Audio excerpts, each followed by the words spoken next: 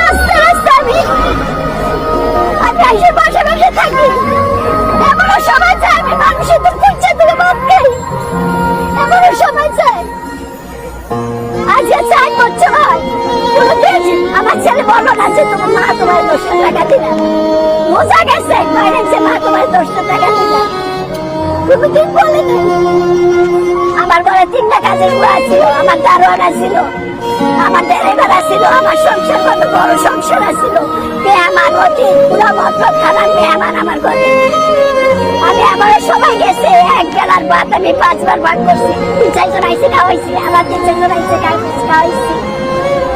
আর এই মানুষ আমি আজকে গরিব, আর মানুষের তো চাইয়া ভাত খাই, মানুষের তো চাইয়া টাকা নেই কেন?